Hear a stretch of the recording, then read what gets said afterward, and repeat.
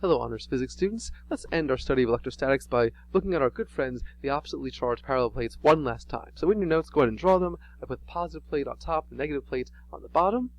I've drawn our electric field lines between them, obviously pointing from positive to negative, all evenly spaced, all parallel to each other, our prototypical uniform electric field that we know and love so much. Of course, they create a potential difference between them, a delta V from one to the other, where we, in our analogy with the hiking trip, the positive plate here is like the top of the mountain, the negative plate is like the bottom of the mountain, or even farther below, like a pit or a valley. This is the high potential, the high elevation, the low potential, low elevation. Fantastic. Let's say you put an electron in between the plates. Not just any negative charge, specifically, it's an electron.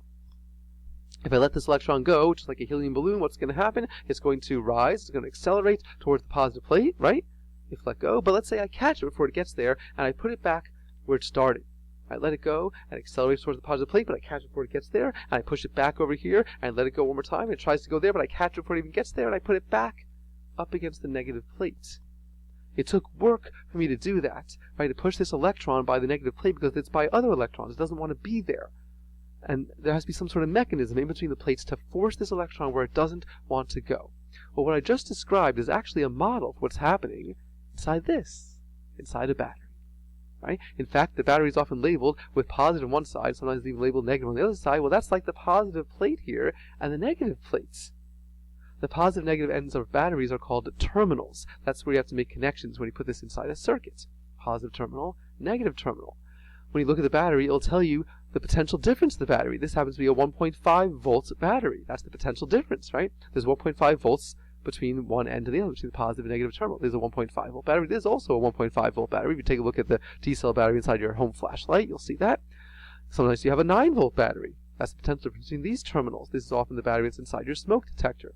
Okay, so again, what we're showing here, this idea of pushing electrons towards the negative plate and holding them against their will, that's what's happening inside a battery.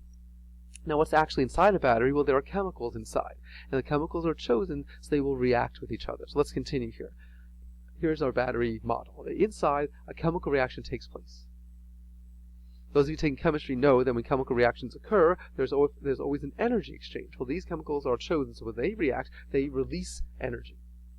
That released energy does work on electrons, doing exactly what I was showing you here with the animation, pushing those electrons to the negative terminal, the negative plate here, and since they don't want to be there, that took work, they're storing energy as electric potential energy.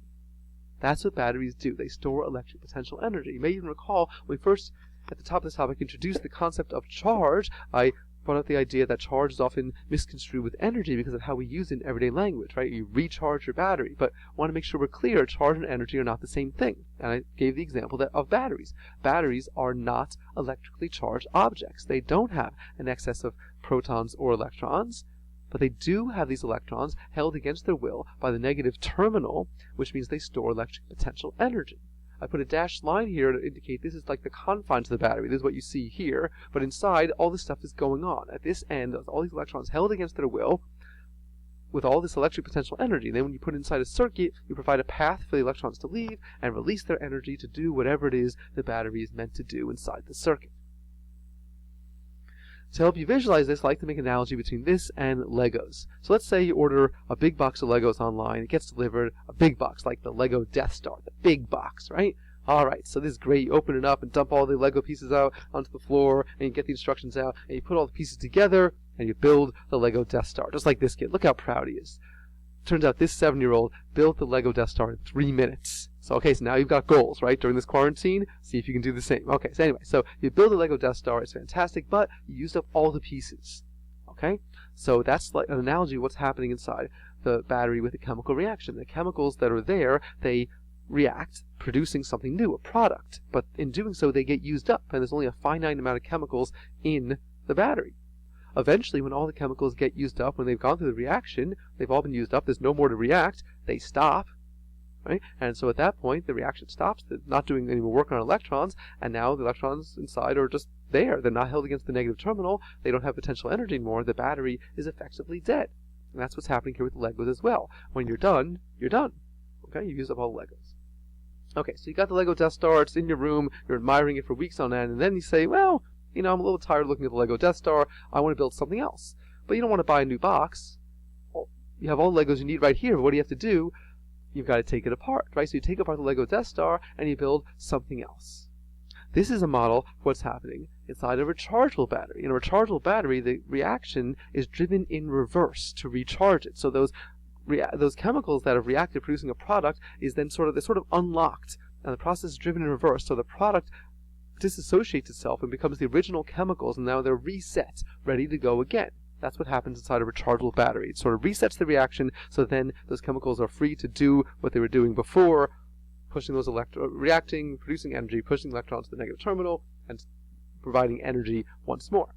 But going along with our analogy, rechargeable batteries are not infinitely rechargeable. Every time you drive the reaction in reverse, some of the reactants, some of the chemicals don't get reset, and so even eventually a rechargeable battery will die.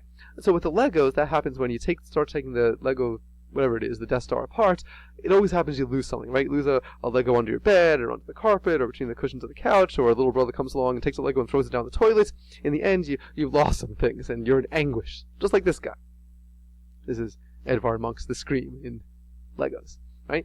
And so that's the idea, is that even with rechargeable batteries, they're not infinitely rechargeable. You can't always reset them to their initial conditions, just like you lose Legos. So you can't actually lose chemicals, but it's an analogy for helping you understand how they work.